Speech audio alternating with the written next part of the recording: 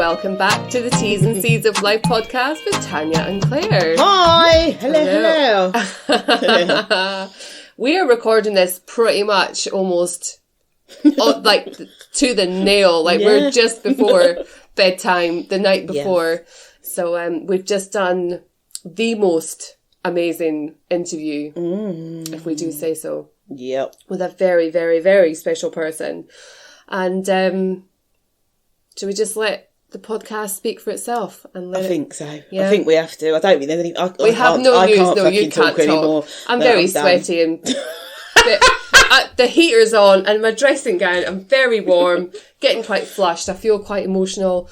So take it away, Jess. Yeah. Well, we have got somebody totally, like, I feel like I'm speaking to a famous person tonight because I've just read her book.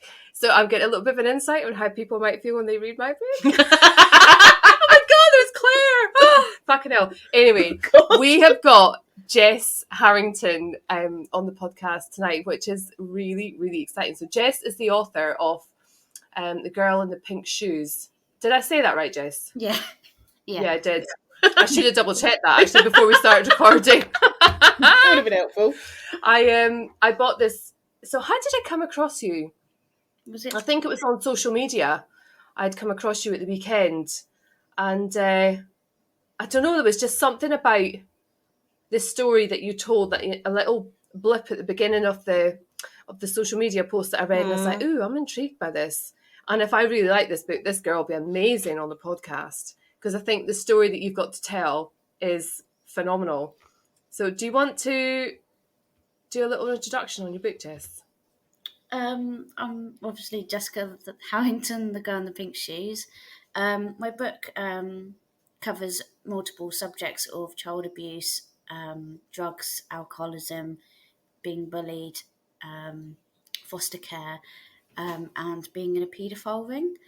My book follows a graphic account of how a child can be groomed, and it follows from the story of my life and how I got into these situations and how I got out of the situations. Fucking hell! I mean, it's just it's harrowing to listen to. I've read the book, and even then, as you're saying it, I'm like, fucking hell! I know. I know. It takes your breath away. Yeah. How old are you, Jess? I'm 24. Fuck. Do you know what? That was one of my main things I sort of said to Claire yesterday. In my head, I sort of had a picture that you would be fairly young, but at the same time, I think the way that you talk about kind of police involvement, social services involvement, it feels really 70s. Yeah, it feels like it should have been a long time ago, like not fairly recently.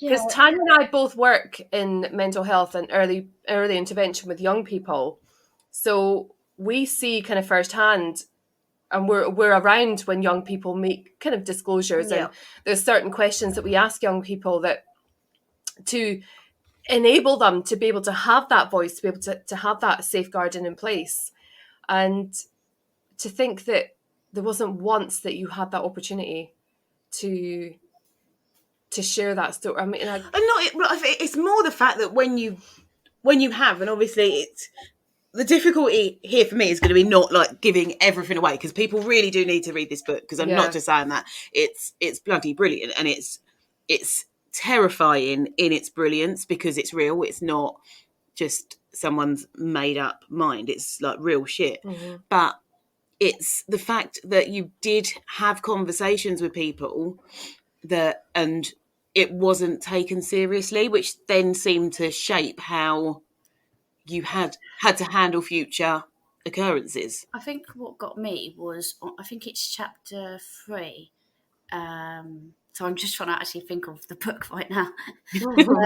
When I got kicked out naked, and I told the police officer she had bruises and scratches, and I looked a mess. And the fact that he told me to go home the next day, I know, pretty much told me the rest of my life that the police wasn't going to do anything. And I think being in that situation is really hard, because you grow up thinking, the police is not going to do anything.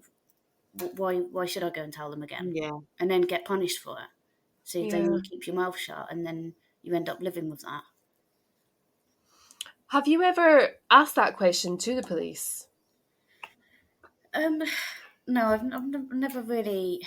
I kind of like, kind of explained about it. But it was never really. It was kind of shut down quite quick. It wasn't really, they've got, they're short of resources and stuff like that. And when you're a young child, you sort of you don't have the confidence to speak up, sort of thing. And the things obviously I could say now, I couldn't even sort of walk into a petrol garage like 3 years ago. So to actually find my voice now compared to how I was back then, I wouldn't have had the guts to talk to them. What? Oh God! Right, we're going to do this quite a lot. I've got a question. You've got a question. I've got a question. You've got no. I want to ask a question. Go right, on. you go. No, I was going to say, what gave you the? I don't know if courage is even the right word, but what made you do this now?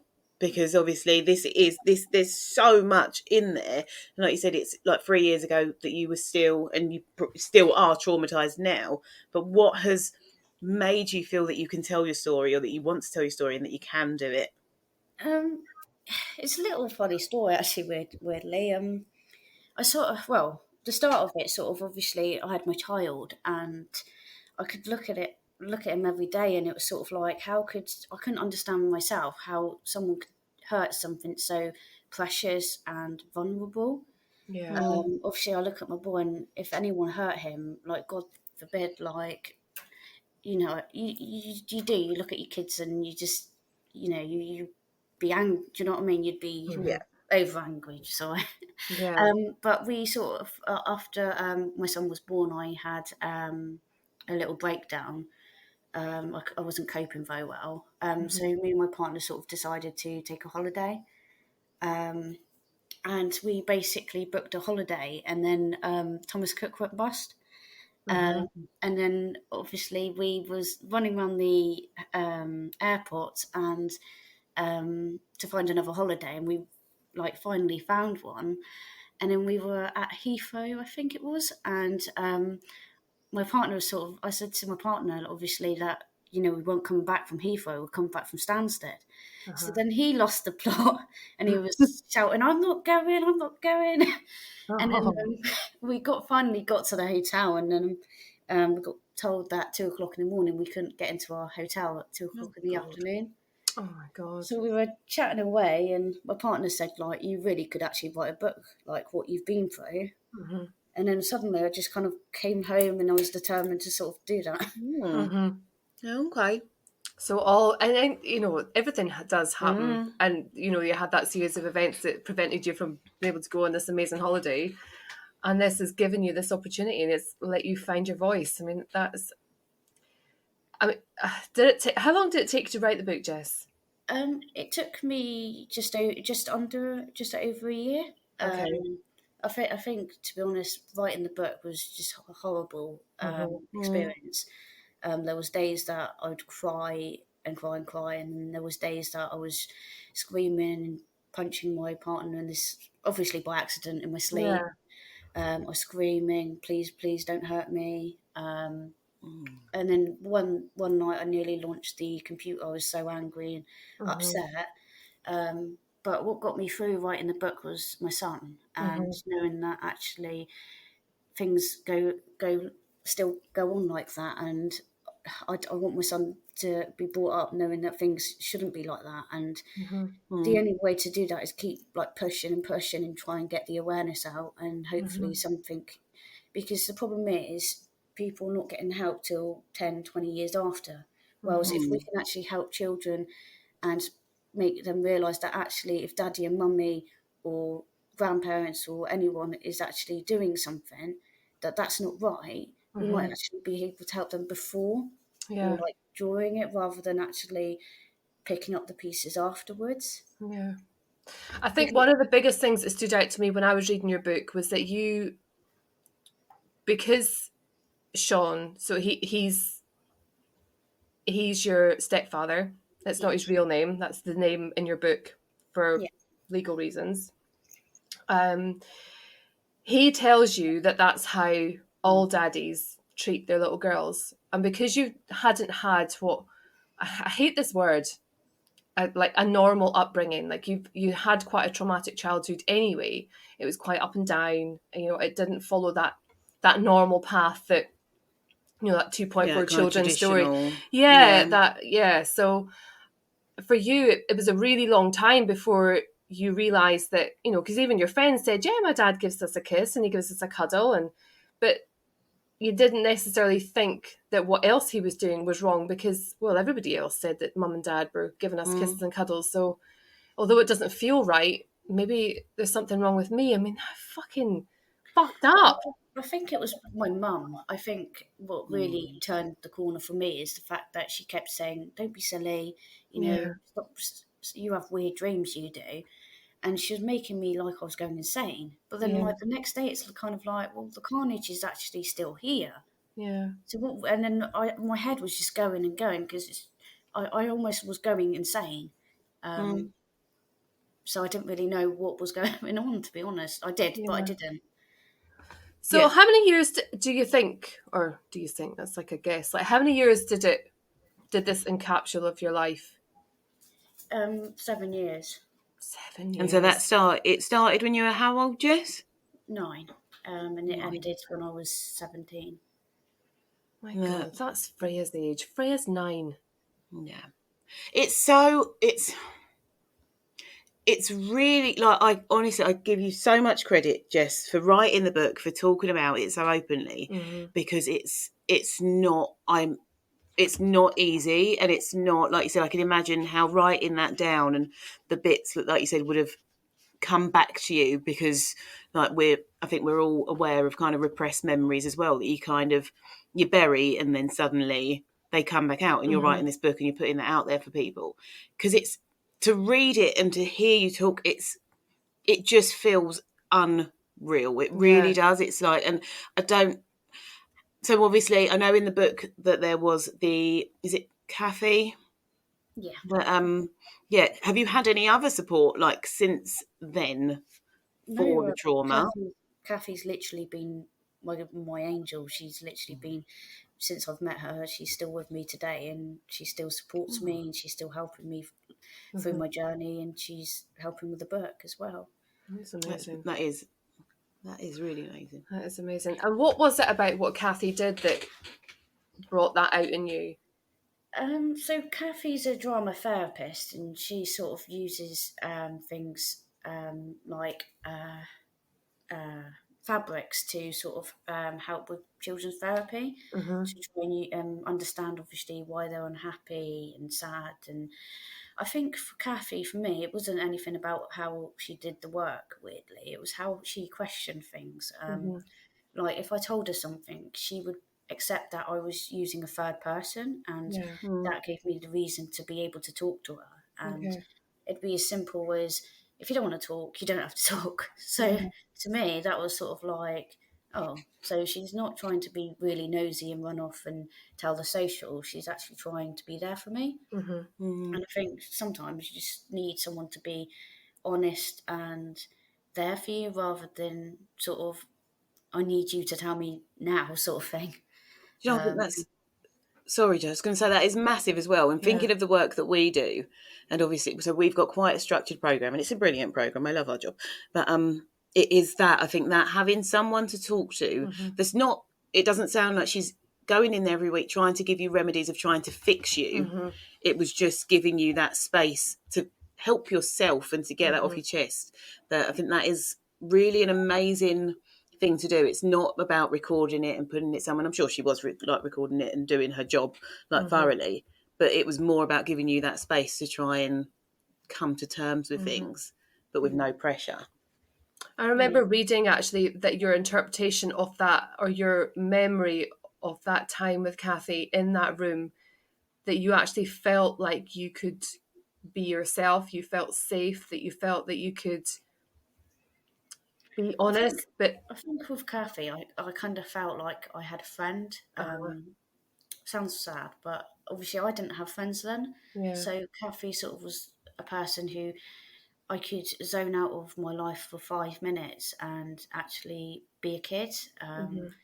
she made me feel like I could tell her things, and she made me feel safe as well. And I think that was quite important, because actually the whole book I didn't really feel safe. So yeah. So when you started writing the book, Jess, did you intend on it being 2 parts?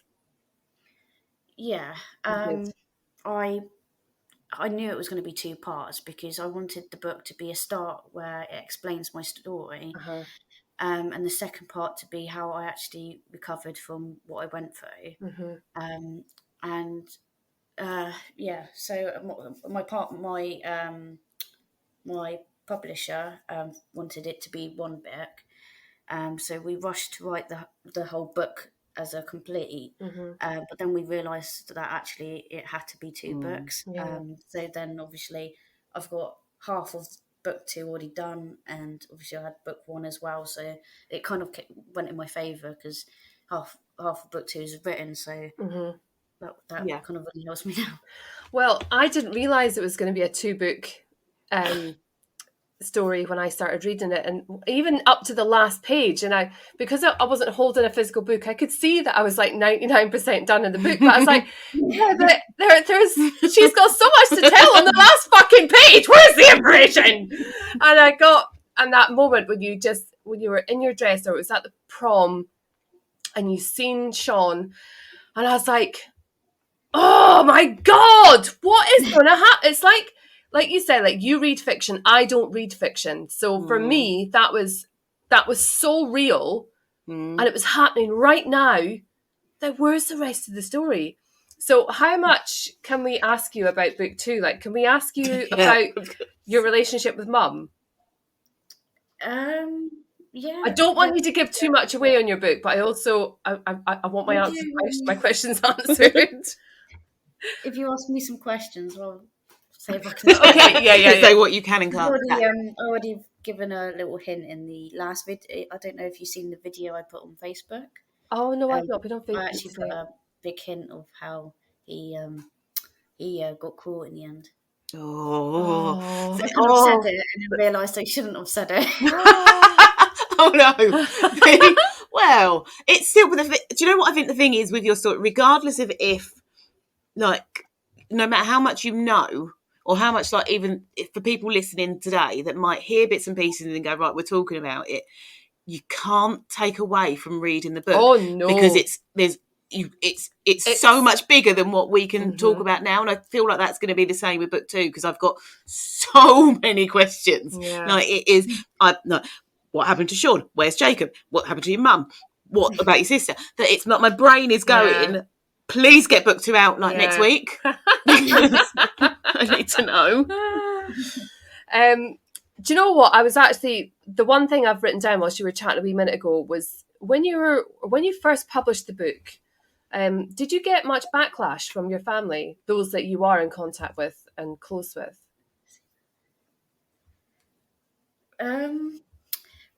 Well, my brothers have been very, very supportive. Okay. The rest of my family, not so much. Okay. My auntie, I contacted my auntie, she contacted me for another reason, but I'm not going to go into that. And I had found out that she knew that he touched my leg at her house when we were visiting. And she told my mum, and my mum said it was nothing to worry about. Oh, God. So obviously, just before I published my book, obviously she didn't want my book going out, and she said it would be probably better if no one if it didn't go out. So obviously, I had a little panic attack and I had a little breakdown over that. Yeah. Because it was quite hard to realise, because obviously I had no clue about that. I don't even remember visiting, and it was just because obviously I kind of blocked all my memories out, and then writing this book more and more came back, and then to find out like other people know more, and I didn't even know that, it kind of really got me teary. Yeah. Jesus. I don't remember you writing. Did your auntie come up in your first book? No. No, I didn't really mention my auntie. Okay. Apart from, I think it was actually for book the first chapter I did when we went For Chris. to see my real dad. Oh yeah. Right. Okay. Yeah. Yeah. That was about it. Are you in touch with your real dad now? No. No. Okay. No. Did people? So there's obviously some people in the book, and so when you were writing the book or before the book came out, say like your current friendship groups and people that you're around, how much of your history were they aware of, or was this like a learning curve for them as well? Only about 2 people of my friendship group actually knew about it. I hadn't actually told anyone regarding. Obviously, for me, it was very embarrassment, and I didn't want anyone to know. Obviously, the thought of people thinking, obviously, I hid in the toilets and stuff like that. It was the most horrible feeling. Yeah. But obviously, that's why I was so worried about writing the book. But obviously, when I went around my friendship group and said, "Oh, I'm writing a book," they all thought I was writing a children's book. It kind of came out, and they were like, "What the hell?" Bloody hell. Yes, they had no idea. How have they been? Like, have you? Because I think that's something that a lot of people that have been through, whether it's sexual abuse or any other trauma, that feeling of people, then their circle knowing. It's enough that you've got a book so everyone knows, but your close circle knowing what you've been through. Have you noticed any differences? Has it affected anything for you? I think so obviously some have backed off, and obviously the people you didn't think that would actually support you is actually there, and it kind of obviously makes you realise actually who's actually your friend and who's not. Yeah. It's such a brave thing to do, Jess. Honestly,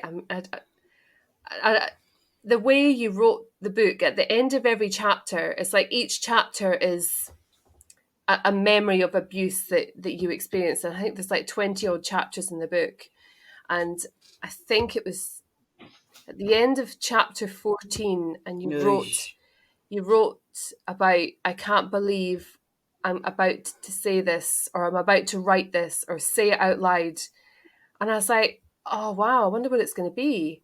And then you read that chapter and you're like, fucking hell, not in my worst possible place in my thoughts could I have ever imagined that that's what you went through. So the girl Louise, has the book reached her, do you think? Have you heard from her? No. When I was going through court, she blocked me. Oh, Jesus. So you was in contact though at some point? Oh yeah, I had it on Facebook, and we sort of chatted up here and there, but yeah, she blocked me. Has she been able to move beyond her trauma? I don't know. Okay. Yeah, I don't know. I hope so. Yeah. Obviously, I hope she's got the help she wanted, but obviously, I couldn't tell her story because it wasn't my story to tell. As much as obviously I probably should have tried to help her, but someone pushed me to tell my story, and I didn't tell my whole story, and I regretted it. I wasn't ready, and I think if I was ready, I would have been able to had a little more fight in me. I was very much scared and shoved in a room with a couple of A4 pieces of paper, and I didn't really know, I didn't really have anyone there for me, and it was horrible. So when you say someone asked you to share your story, was this like a publisher had got in touch with you, or was this part of the court case? Was it? Yeah, part of the court case. Yeah. Well, I'll tell you anyway because I've already given it away. So basically, I was in college, and my partner at the time, Sam, he was. I was still in contact with my stepdad, and he was giving lifts to my from my stepdad because he was drunk. He took me, obviously we driven to his house, and he told me he had his, obviously he got a new phone, and he told me I could have his old one. Mm-hmm. So I said, oh, I'll get it another day. I knew he was drunk. I knew, probably better to stay away. Because it was actually at a time where he was actually acting like my dad. Mm-hmm. I thought to better stay away. And he was like, no, I insist, come down, blah, blah, blah. And then about 15 minutes later, my partner at the time witnessed him raping me in a bush. Mm-hmm. And then he sort of stood there, and I was like, what are you doing? And then he was like, oh, we'll come in. And then sort of we was driving down the road, and he was like, he slammed on his brakes, and he was like, did I just see what I think I saw?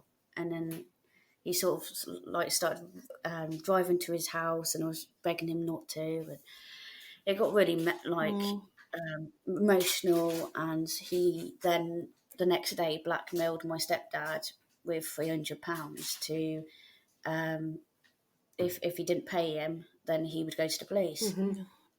And in a bit of the short story down the line, he was blackmailing me to stay with him. And I stayed with him. And then the next time, I can't say why I did want to get away from him, but because obviously that's a raw giveaway. Mm-hmm. But I was trying to basically split up with him, and he blackmailed me. And we split up for about 2 weeks, and then we got back together. And obviously the day before we were split, and we got back together, he told his social worker that then told my social worker, Right. and then the police got involved. Right. Obviously obviously him blackmailing did help my case. The fact that he paid it, I think it was like 2 hours later. But yeah. Oh, Jess. So I think I'm blabbering. No, not at all. It's just the way you tell your story. Honestly, it's just.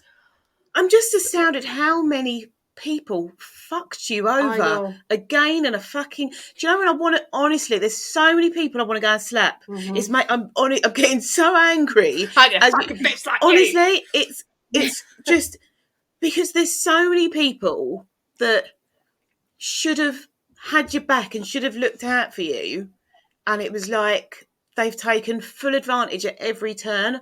And I think it's sort of because I think one of the things that really comes across and really, I suppose, is confusing in a way, but equally really understandable, is the relationship that you had with Sean, so with your stepdad, in the fact that he was raping you, but at the same time, he was your father figure and was actually doing dad things at a separate time, which is so confusing.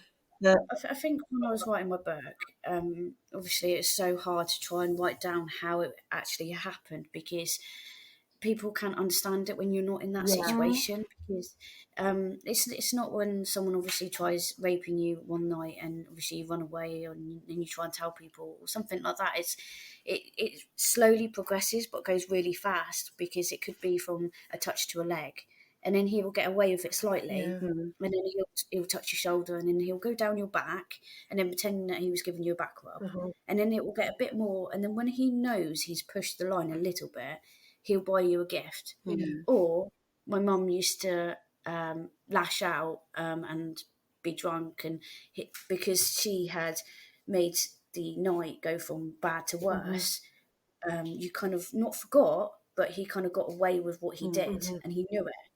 And I think to write down exactly how that was, it was really difficult to get it where it didn't sound like, because he had bought me a gift, he got away with it, because that wasn't how it happened. No, I honestly think that comes. I think you've got that across really, really well in how manipulative it was, and how. Yeah, I really do think you've got that across really, really well. I think that does read for me, that read of just head fuck. Yeah, absolutely. And there's not a doubt in my mind for a second that there wasn't such emotional manipulation there. That, it's such a shame that you feel that you have to justify that as well. I think the hardest one was to describe was the Headland Hotel, because obviously he went from being a dad to then being really forceful, and to try and write it to how it, from one moment it was all playful and throwing water to what he was doing to me. Yeah. It was really hard to write. But that couple that walked past you, that tutted and looked in your direction, you referenced it 2 or 3 times in that particular chapter, and nobody came. Not a manager. So, but the thing is, I think with that, I wasn't expecting a big, like, someone coming through the door. I thought something dramatic was going to happen, but no. I think that we have such a kind of prudish society, and also that no one ever wants to intervene.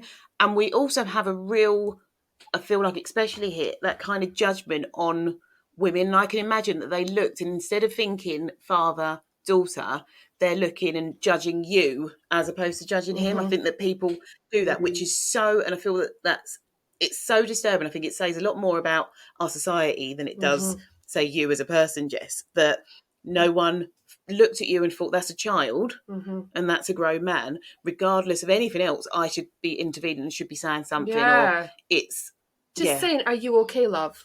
Yeah. But it's... I think a simple "you okay" does make all the difference, because even when you're an adult, you have loads of crises, and just the "you okay" actually, makes someone actually feel a little bit better. Yeah, because it's a hard thing to escape, isn't it? When someone says, "Are you okay?" That's the phrase that gets me. I struggle to lie to "Are you okay?" There's certain things that I'll say that I'm definitely okay. Yeah, I'm great. Or yeah, no, fine. Like that's I'm not okay, but I don't want to say I'm not okay. It's a hard one to escape. But what I remember reading from that particular chapter was the flashback that you had of the curved like jacuzzi part, and you remembered being there before, and that it wasn't like your memory was of that it was a fun time, and then later on in that experience with Sean in that water, you remembered, no, that wasn't a fun time with my little brother. That was Sean abusing me yet again. Wow. It's amazing how our brains do repress memory, like coping. Black it out, like, yeah. And I think it's that, I imagine as well for you, Jess, where so much has happened, you've had to, for that kind of survival. And I think one of the parts that, there's so much, but around kind of suicide attempts as well. And I think that you even write about that. I think the way that you have written that, I think, is so kind of relatable, and people will really relate to that. I think when I was trying to kill myself, I think I just couldn't see a way out, and I think everything that was happening, it was just getting worse and worse and worse. And so I forgot what to say. No, in fact, do you know what? As well, that was it. Obviously, when I was killing myself or trying to kill myself and I couldn't, it was almost like I couldn't even get that right. And that's sort of the things that go in your head, and you're like, why are you here? Do you know what I mean? And obviously you get dark thoughts and everything, but I think what you don't realise, obviously, when you're going through, things do change, and they can change from like one situation to another. And I think that's obviously what some people might help, knowing the fact that actually it might be bad now, but actually from a year to a week or something, your life can change. I think you've shown that, and I think for everything that you've been through, Jess, and to still be able to sort of go, but life can change, it's okay. It's fucking brilliant, because it's you've lived through one of the worst imaginable things. And it's not just like a one-time event, but for your entire childhood and your young adult years and into your young adult life as well. It's there. It's in your mind. It's in your dreams. Do you still have nightmares? Yeah. The nightmares I know they will never go. Obviously the thoughts will never go, and that kind of stays with you. I know, obviously, you were sitting there going, fucking hell, but like for me, that was normal. So back then it was just, that was life. So I don't see myself as a victim. I don't see myself as poor me. I see myself as actually now I know it's what I've been through is bad. How can I use that to my advantage to help someone? So obviously, me doing what I'm doing now, I'm helping other children. Yeah. Obviously, I've got thousands and thousands of messages of people coming out and telling me what they're going through, and obviously, I'm trying to support them as much as I can. But if I didn't do the book, my story would have just been for nothing. And I know that you've got, and I have been at work, and I have actually done work. For if my boss is listening, I do work sometimes. But I know that you've set up a charity, haven't you? Yeah. So can you tell us more about that? Well, the charity is not actually officially running at the moment. It was meant to be waiting for the certificate to be registered, but it was classed as a CIO. Right. Okay. But it needed, because basically the difference between two charities is one, you needed 5,000 to register the charity. But then you also needed a bank account, which you couldn't get a bank account to register it. So it got really complicated. Right. And my accountant was sitting there banging her head. So we managed to get the right format for it now. So we're just literally waiting to hear back. It's called Your Voice UK. And it will be, we will be setting up events. We've got investors involved. We'll be setting up GoFundMe pages to open quite a few centres around the UK. We've also got a building that's actually been put to Your Voice UK for when it opens, and that was a old private school that was being changed into flats, and now that's going to be for that. And these centres will be for children to come to before they go into care or whatever their situation is, because obviously every situation is different. And they will get on-site therapy, counselling, animal therapy. There'll be so much on site that it will offer. And they can also meet their foster carers before they go to their foster carers, so they can actually have an inkling where they're going. That's amazing. Oh my goodness! I need to come and see this when it's up and running. I'm definitely. Yes. I would love to meet you in person anyway, and I just want to cuddle you. I think that's amazing. Oh. For everything you've been through, and now that's it. Like you said, you've come out coming out the other side. Yeah, because it's a continuum. She's quite Oprah. Oh my God. But no, it is. That's amazing. I just think the amount of people, like you said, to have those thousands of messages, I get that, because I can imagine how many people that it's not your story as much as it's brutal and as much as it's heart-wrenching. You're not the only person that's gone through that. There's going to be so many people that have been caught up in this shit.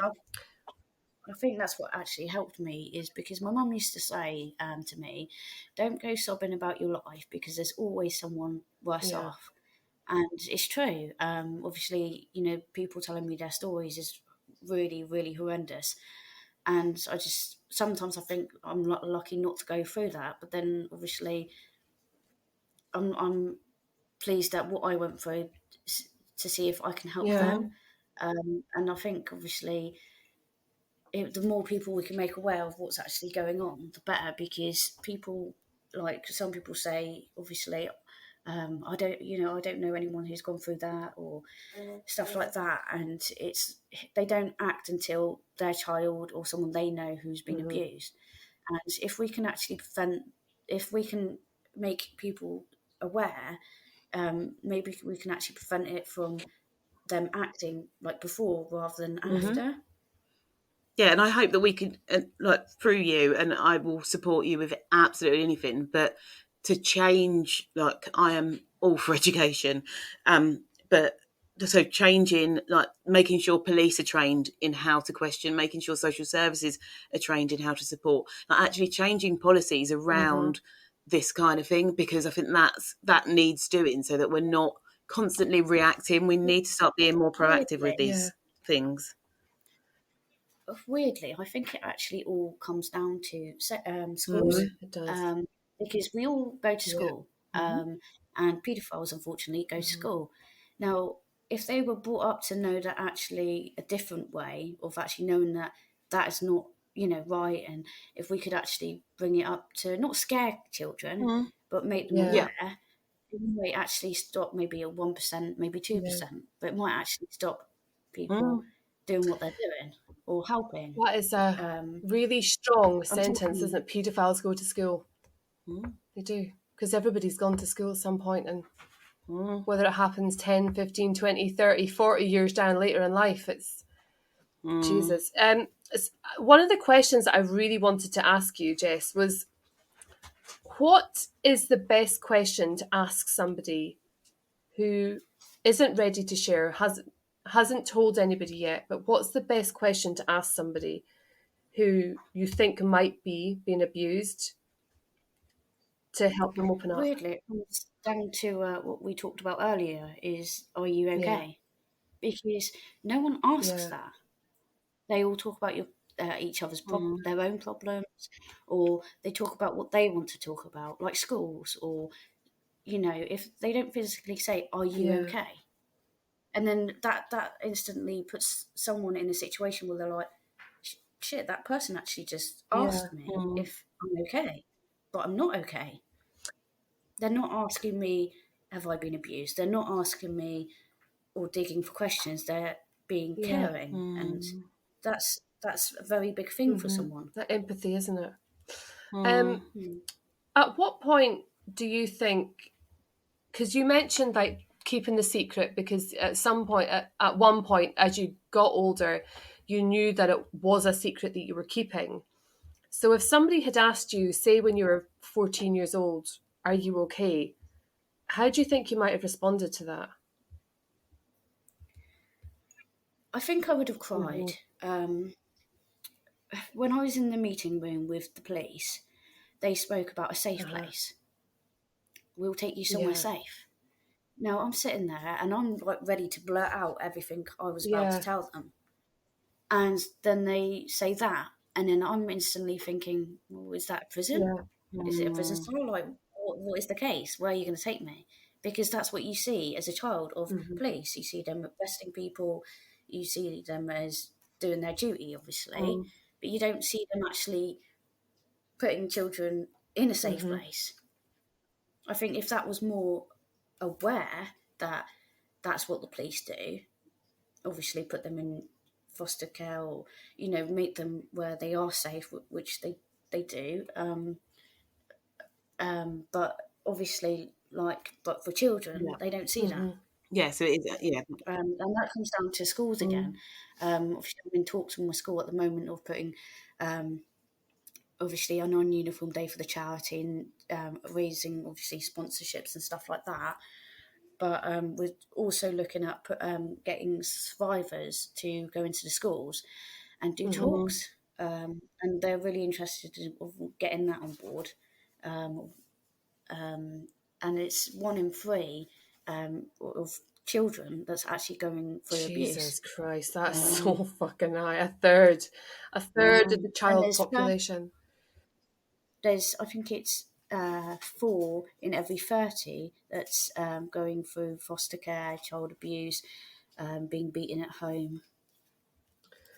My God, I was saying to Tanya yesterday, I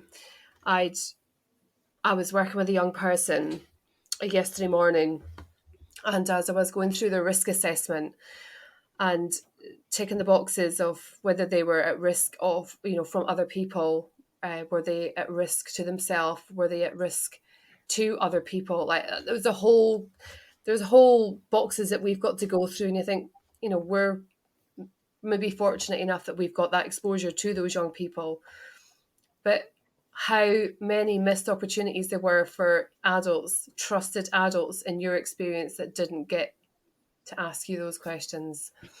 So yeah, I think you're going to drive some massive reform, Jess. I'm very excited for you. Very, very, very excited for you. How does it feel about writing book 2? Is it easier or harder than book 1? Well, I was gearing myself up for it because obviously the charity in the book, it's all been really hectic. So obviously finding the time to do that at the moment has been quite hard. But obviously, I think it's going to be easier. Well, it's a bit easier than book one, obviously, because it's talking more about, obviously, the recovery rather than actually going into detail. I was writing book one and I just wrote it how it happened. And then part of me was like, I can't tell the world this. Like people I know is going to read this. And that petrified me, but it wasn't sugar-coated for me. And when people say it's a hard read, it is a hard read because that's how it happened. And when you're going through abuse, no one tells you, you're being abused. No one sugarcoats it for you. So I was sort of thinking, actually, why should I? For the readers, they should know exactly what happens. The taboo subject needs to stop actually talking, and actually, if we all talk more as a community, maybe actually we might actually be able to help a lot more children, because unfortunately children are our future, and if we can't help them, then it's not really saying much for our community. No, you can't sugarcoat it, because like you said, it's not an area that should be sugarcoated. It needs to, if we don't know the brutal truth of certain issues, then we can push it under the table as if, it's only something little. But it's never something little. And I think that's what people need to realise, that yours is massive. But even if it was just once, it doesn't matter. It shouldn't happen. It's not. It's only protecting the paedophiles if you don't talk about it. It's only giving them a wider playing field, because, well, no one's really looking for it. I found that really not interesting, but I suppose it's something that we know. We're all aware of the dark web. Like, everyone hears it. It's something that we talk about. But to know how prolific and how big that is, and how much is being shared on that, and how much that then affected your life, and how many other lives are being affected by that, is absolutely frightening. And there needs to be more done to kind of support that. Definitely. Yeah, I can agree more, and hopefully we can try and sort something for kids, because obviously there are a lot of charities that do help, and I'm not knocking them whatsoever. But the problem is with that at the moment is children don't know where. I didn't even know that how many charities there was until I started Googling it and researching it. So for a child who needs the help and they don't know where to go, they don't have a computer, they don't have a phone, or obviously there needs to be more out there for them to realise that actually there is help. Because putting a poster up in school, there's loads of posters in schools saying we're here to help.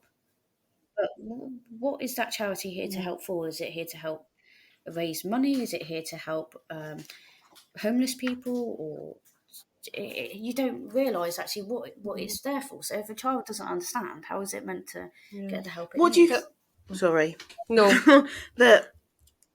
How I suppose, how do you help? And I know that's such a broad question, because, like you said, every case is different, and every child, adult, whoever, will handle it differently. But if we're thinking, like, I know, I watch a lot of reality TV or crap TV or soaps, and they're always covering storylines. Do you think that does help, because it is just raising the awareness of an issue, or what else can we be doing? I think there's a number of things we can do, but weirdly, it's the little things that make most of the difference. Like, you don't realise actually how many paedophiles that's actually living around you until you download. There's an app for that tell you actually where a paedophile. Yeah, that's the thing. No one knows, but there's an actual app to tell you whether your neighbour's been. How bad is it that I'm already don't want to know? But the fact that I don't want to know is fucking ridiculous. Right, what's the name of it, Jess? I don't actually know. We go next door. Oh, God. But the fact that we don't know, I don't even know my neighbour's name. And to me, that's actually quite bad, because if we don't know who's around us, how are we actually meant to help these children if we can't communicate? That's a really good point.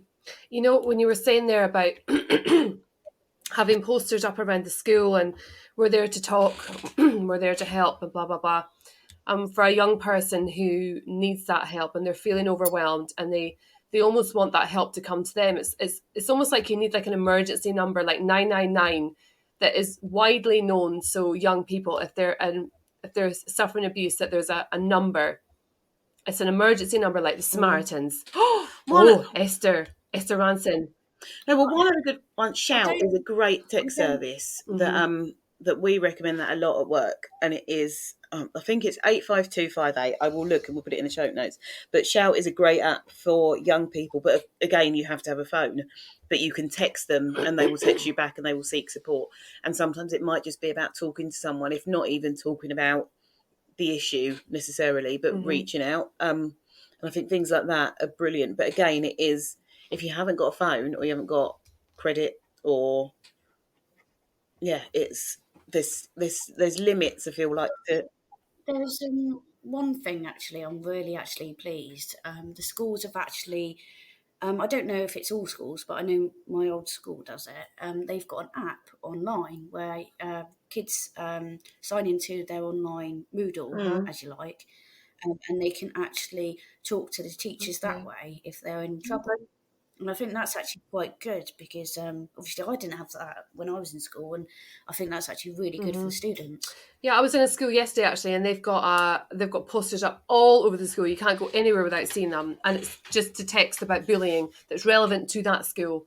It's an in-house facility, and you text the number, and you just tell what's happening, and it gets reported that way, which is nice because I think, I mean, not only just in today's culture do we tend to like to steer away from the face-to-face interaction of is the shame that's associated to it as well, having to say it out loud to another person, is let alone another adult if you're a young person.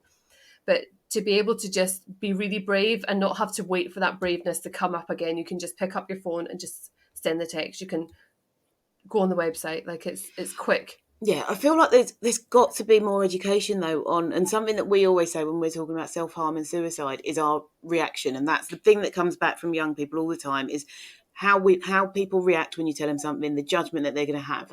And if we aren't teaching people from very, very young and not normalising it, but educating them around that this shit is happening, educating them and being kind, like we're all fucking saying be kind, and then no one's fucking kind.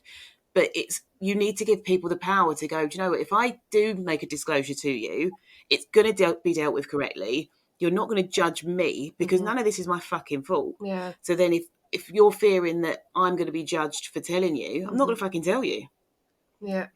That it's... Oh, it's a difficult one to say. It's a fucking shit show. Yeah, it is a shit show. Winds me up. But look, one more question that I've got. You keep coming up with other questions, and I'm like, oh, it's a much better question than mine.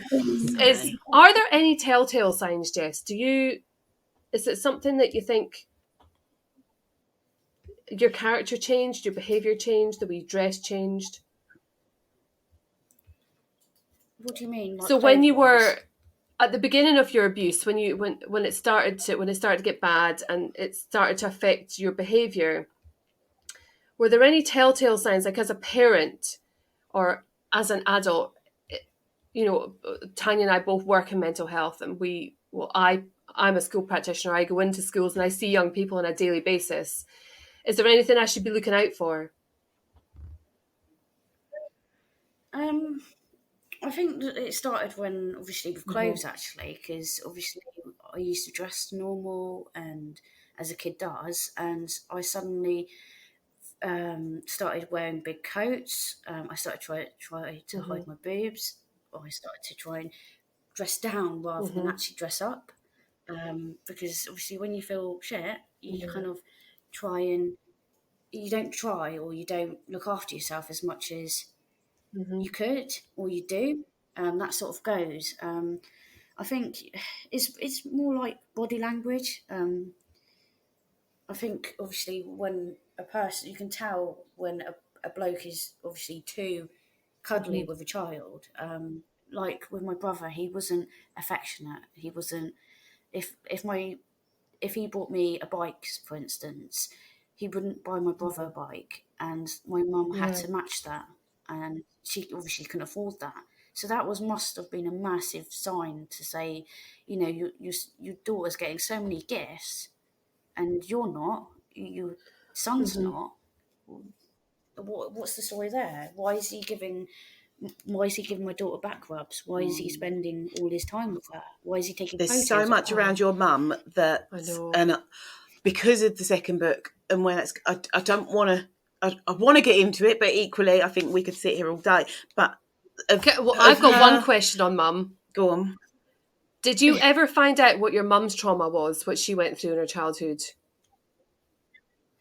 I know that she was adopted, and I know that they used to chain her to the bed. And I know she used to wet a lot, and when she used to pee her bed because of that, because I think she went to bed at 5 every night and never allowed toilet or nothing. She weed herself, and I think they beat her with those fire fork things. Woke her. They used she did a similar thing to me. What her parents did. She once didn't eat her dinner or something like that, and they put her in front of they had big windows, she was telling me, and they put her naked in front of the windows for all her friends who was playing outside to see. And one of the chapters in my book mentions when she obviously was drunk and she puts me against the window for all my friends to see. And that sort of was big, sort of made me think that obviously when I was writing the book how similar that story was. Do you still talk to your mum? No. She texted me about 2 weeks ago. Nothing, obviously I haven't heard from her from a long, long time. And there was no, hi, how are you? There was no, are you okay? Or I'm sorry that I haven't spoke to you, or nothing. Or I'm sorry for the past, or nothing. There was, I've got something important to tell you, and it's about me. Yeah. And she was basically telling me that she's got a heart problem and she's dying. And then she started telling me that she knows where I live and she has photos of my son. And if I cared about my son, I'd get him tested. She was quite nasty, to be fair. And then it turns out that she texted my sister telling her that it was her carer who was texting my sister at 1 o'clock in the morning. So, yeah, you could tell there's loads of lies into that. But didn't your mum at one point also say she had cancer when you were younger, and that was something that you got? Yeah, I got bullied for that. It was horrible because in my mind it was I was lying, and then she goes behind my back to tell my friend that I was lying. And then my friend obviously reacted to that, and obviously I got blunt for that. Yeah, it's the problem is with lies that people think, oh, lies, it's just a little lie that we'll never find out, but it actually has consequences. Yeah, and I think you've been on the end of a lot of those consequences, haven't you? It's you're just great, Jess. You're phenomenal. You're a fucking powerhouse of a woman, honestly. Yeah. To turn that shit into something that's gonna, like I said, support a shitload of people. And it's something that you're still working through, as you said, and you probably always will, but you're going to help so many people. That's just fucking admirable. I'm going to stop swearing. I've said fucking about 20 times. You did it another time as well. For fuck's sake. Sorry. I've said it already. I'm super excited for you, Jess. I think you have so many wonderful things ahead of you, and we will do whatever we can to support you. We'll try and raise money for you. We'll give you promotion. We'll read your book. We'll share your book. Yeah, we definitely need a chat when book 2 comes out, because I've still got questions, but I'm waiting. I know. So hopefully book 2 will answer them, and if not, then you're getting on here and I'm going to grill you again. Is there any national media coverage that's picked up your story? I can see this being a Netflix drama at some point in the future. I hope so. Yeah. Obviously, I think it should be made into a series, really, because obviously a lot of people will watch films rather than read, and I think actually it could be beneficial to teenagers and to loads of people need the help, and obviously that's what this is all this book is about, is trying to help as many I people. could definitely, like you said, see it as a series. I think it would be one of those that we'd be absolutely, the nation would be gripped to. Even just reading the book felt like I was watching a series, because the way you ended every chapter was like, well, I can't fucking put it down, because I honestly read the book in a day. I started it, I downloaded it in the morning, and I read it before I got the kids ready for school. I thought, fuck's sake, it's 8:15. I've got to go to work in 15 minutes, let alone getting the kids out the door to school. And then when I came home and after dinner, I sat and read it until like 1 o'clock in the morning. I clearly don't read very fast, but because that was a lot of hours I clocked up. But it was an absolutely outstanding read. And despite the horror of the story, it was a real fucking page turner. So you've done a very, very, very, very good job, Jess. Yeah. And thank you so much. I really appreciate it. The support I've had is so overwhelming. And like, I've had people like, I've read it in like 4 hours. I've read it in like 6 hours, and I've read it in 12 hours. And I'm like, oh my God. No, it's great. I think on our parting note, what do you do on a, like, how do you protect yourself? What do you do to look after your well-being? Because we were texting last night, weren't we? And you were telling me that you get like 20 to 30 or 30 to 40 messages a week from young people who are experiencing sexual abuse. I mean, that is a hell of a lot to take on board for one person who is not through your own trauma. You're still working through it. So there could be a lot of triggers in there for you. There are a lot of, there's quite a few days where I've had to take a step back, because obviously my mental health, and I just physically can't sometimes do it, because it's a lot to try and put your opinion to someone, but you don't want to give them the wrong opinion, and sometimes you don't feel like actually it does need to actually be sent to the police or someone higher than me, because obviously I want to give them the help, but I don't know exactly how. I've got currently a 14-year-old talking to me, and she is telling me that she keeps trying to kill herself, and she was put into the hospital and then sent back home.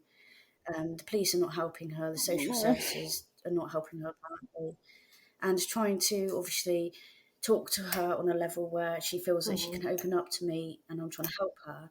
But obviously I don't want to give her the wrong advice, if that makes sense. So for me, it does, obviously, this is why the charity is so important, and why the book's important, because obviously I didn't realise how many people, obviously you think like, you or a couple other people, but it's so much bigger than that. And that's why I'm trying to do this charity, because I want to try and help as many kids as I can. And it breaks my heart to know that these kids are going through what I am going through. And I remember the pain and feeling so alone, that you're so alone in the world and you feel so small in the world. And it's a horrible feeling. And weirdly, actually, I watched a Coronation Street clip the other day, and that's got where a little girl called Kelly. She's been out in and out of foster care. She got accused for murder, and she's been tossed out into a street, and she feels so alone. And I cried. I actually cried, because I could relate to that, being obviously so alone. Yeah, but we're lucky that we've got you, Jess, and that there's lots of people that are reaching out to you. And I really just look after yourself. Like, it's a lot of pressure on you now from telling your story. You have opened yourself up to be someone that people can confide in. But I know you are, but just keep looking after yourself as well, because we need you. No. I do feel drained at the minute. I'm not. I don't tend to cry, but no. But it is. I do honestly. I do feel absolutely. I feel really. I haven't got the words anymore. Emotional, very raw as a result of it. Like it's very real, and I think that the way your book reads, it reads like a fictional story. So it's. And like when you were saying that, you had to constantly remind yourself, this actually these are the memories of one person. This happened to one person. This happens to a lot of people, and that's a true story, and that is it fucks with your head. It really does. And I think you've told such an important, or given insight to such a prevalent part of our society that we do tend to, oh, that's a bit too dark. We're not going to share that with our children. We'll not tell them about the dangers of the nasty people out there. Because it wasn't just the men necessarily. It was the women, the mothers involved of these young people as well, who were turning a blind eye. Yeah, a lot of fuckers out there. Yeah. But thank you, Jess, for telling your story, for talking to us and telling your story. And yeah, I know that everyone that's listening is going to be touched, and everyone needs to go and buy the fucking book and subscribe to check in on the charity and on your page and wait for the second book. And it's available on Amazon, WH Smith and Waterstones. Nice plug, Jess. It's £9.99. And it's currently 99p on Kindle. Amazing. Yeah. Well, we will share the shit out of that. We fucking will. Yeah. Thank you so much for talking to us, Jess. Honestly, you have brought to light such an important story. And you say story, it makes it sound like it's made up. It's you're telling your story, what's happened to you. And we were really, really grateful. So thanks. We'll be speaking to you again as well. Well, thank you for talking to me. It's been amazing. Right.